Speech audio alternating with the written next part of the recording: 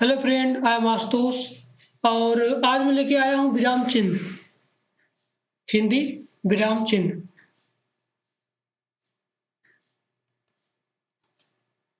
तो अगर आपको मेरी वीडियो अगर अच्छी लगे तो प्लीज़ लाइक करिएगा। तो चलिए स्टार्ट करते हैं। देखिए विराम चिन्ह होता क्या है। ये जो विराम चिन्ह है, इसका मैं अगर संध विच्छेद करूँ तो विराम का मतलब क्या होता है। विराम का मतलब होता है आराम या फिर विश्राम। ये जो विराम होता है, इसका मतलब होता है आराम या फिर विश्राम।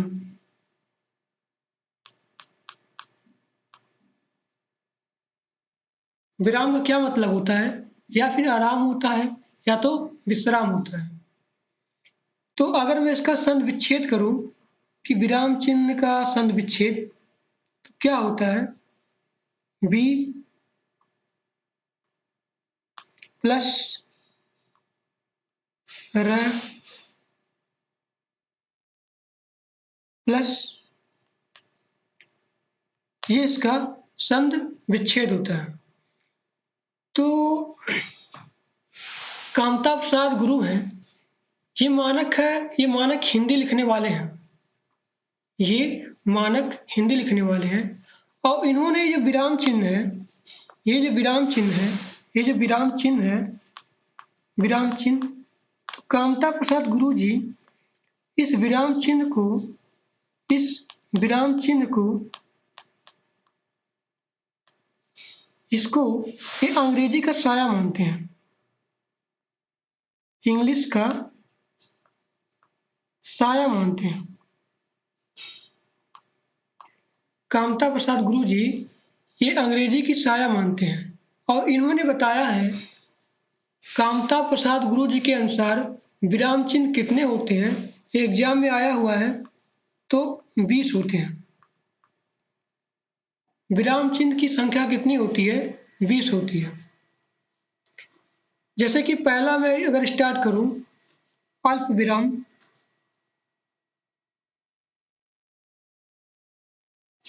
पहला अल्प विराम,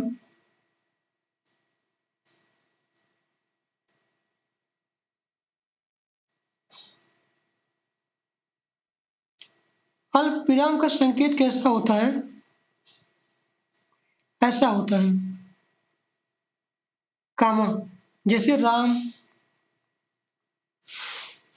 फिर उसके बाद यहाँ पे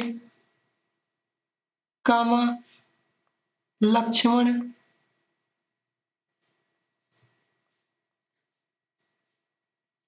फिर सीता आ गई। तो ये जो मैंने कामा दिया है, ये वाला, यही आपका अल्प विराम होता है। अल्प विराम होता है। अल्प विराम होता है, ये जो कामा होता है, जैसे मैंने बोला कि राम, लक्ष्मण, सीता, ये बीच वाला कामा मैंने दिया है, ये क्या होता है, अल्प विराम होता है। फिर जैसे कि मैं एग्जाम्पल और दूं इसका, कि मोहन ने कहा कि मैं दिल्ली जाऊंगा। से कहा कि मोहन ने कहा,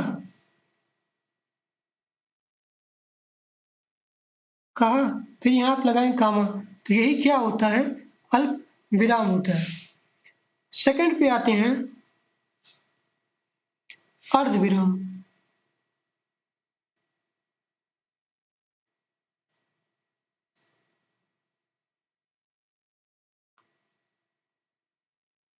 सेकंड पे आते हैं, ये हमारा क्या होता है, अर्ध विराम।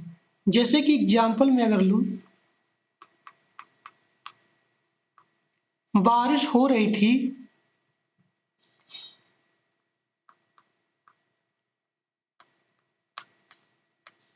बारिश हो रही थी, हो रही थी, और ये मैंने लगा दिया ऐसे करके। फिर मोहन चला जा रहा था,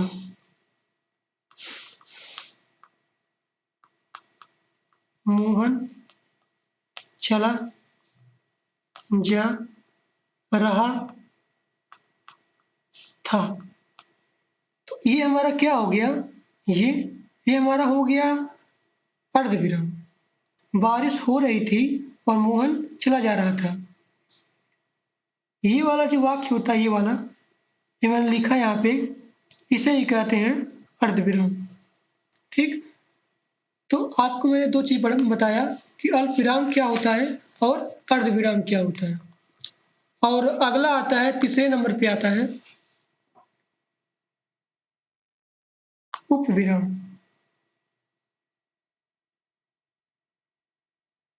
उपविराम, देखिए बहुत बार एग्जाम में आया हुआ है। उपविराम का नाम बहुत सारा होता है। तीन चीज होता है, जैसे कि न्यून बिंदु।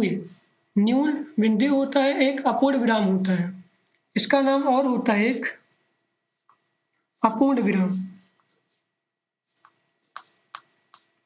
अपूर्ण विराम होता है इसका। इसकी संकेत क्या होती है, संकेत इसकी है ऐसे करके, ऐसे, इसका भी यही संकेत है। और एक न्यून बिंदु, न्यून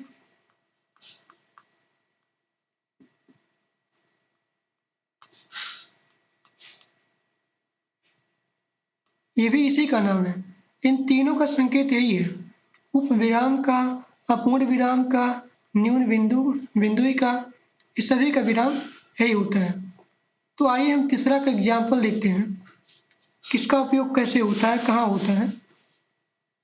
देखिए तीसरा वाले मैंने बताया कि विराम का, इसका मैं अगर एग्जाम्पल देखूं,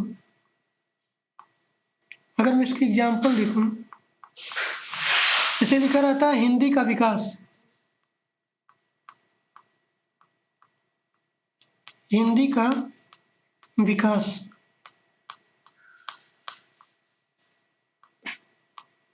फिर मैंने आगे लगा दिया दो बिंदी, एक बिंदी ऊपर और एक बिंदी नीचे।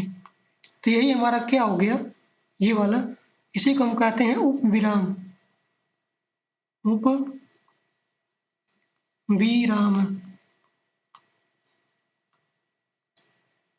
यही हमारा क्या होता है, उपविराम होता है। और अगला आता है चौथा वाला,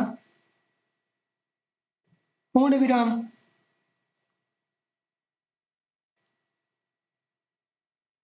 पूर्ण विराम होता है, ये तो आसान है। इसका कैसे होता है संकेत, ऐसे करके, ऐसे, जैसे कि राम खाना खाता है। फिर मैं लगा दिया ये, तो ये हमारा क्या हो गया, पूर्ण विराम हो गया। पूर्ण विराम। ठीक, अब आगे चलते हैं पांचवा वाले पे। पांचवा का नाम है विस्मयादि बोधक। विस्मयादि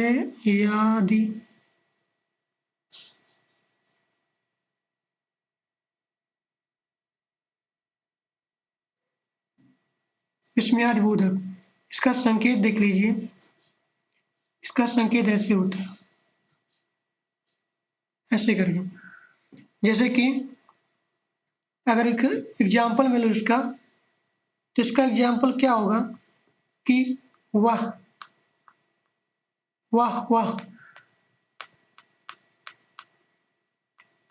जैसे कि मैं अगर इसका एग्जाम्पल लूँ, वाह वाह कितना सुंदर खाना है, फिर मैं लिखूं हे राम।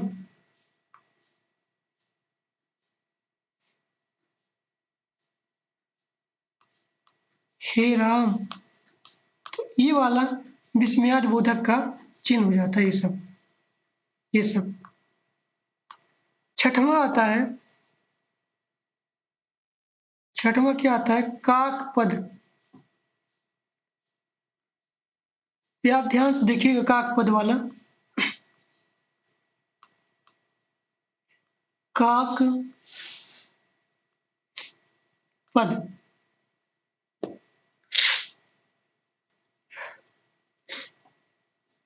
काक पद, हस पद और त्रुटि।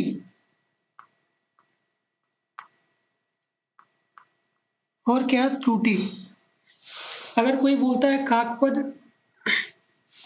अगर कोई बोलता है काकपद, हंसपद या फिर त्रुटि, तो ये तीनों का एक ही नाम होता है। और इसका चिन्ह कैसे होता है? और इसका एक नाम और होता है हंस चिन्ह।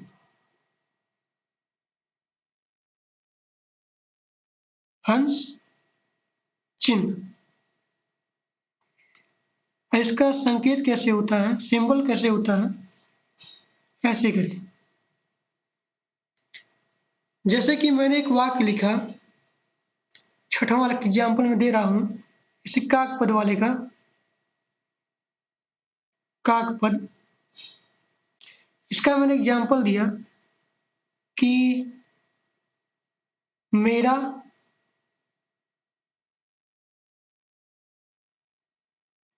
महान, मेरा महान है। तो मैंने यहाँ गलती लिखा कि मेरा महान है। फिर अगर मुझे कोई लिखना होगा तब मैं इस चिन्ह का उपयोग करूंगा, इस चिन्ह का उपयोग करूंगा ऐसे करके। फिर लिखूंगा मैं यहाँ पे कि मेरा भारत, मेरा भारत महान है। तो यही आपका क्या हो गया? हंस पद हो गया, हंस पद हो गया, काक पद हो गया, ये सब इसका हो गया। और सातवां वाला आता है, सातवां उद्धरण, उद्धरण, अवतरण, अवतरण चिन्ह, विराम चिन्ह। इसका संकेत ऐसे होता है,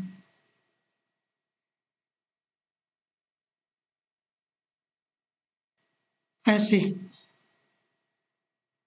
या फिर ऐसे होता है, या फिर ऐसे होता है, या फिर ऐसे होता है।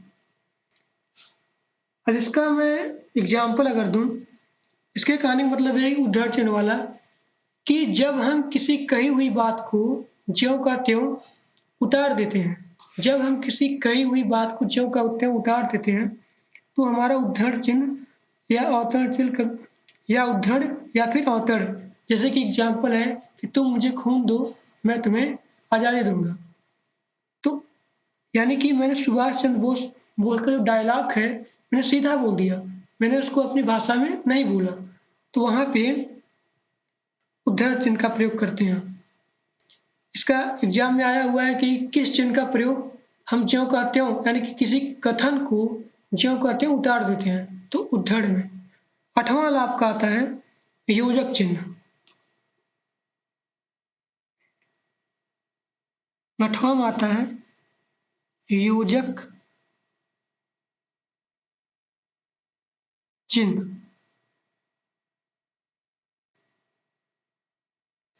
योजक चिन्ह में जैसे मैंने लिखा एग्जाम्पल में, इसका संकेत कैसे होगा? ऐसे, ये वाला। इसे लिखा कि राम सीता,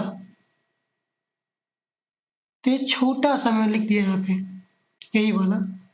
फिर मैं लिखा कि माता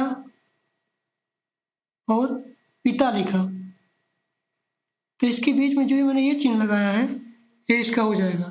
तो आज के लिए बस इतना ही। Thanks for watching my video.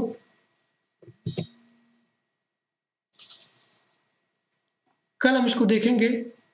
तो ये मेरा पार्ट 1 वीडियो है, ठीक।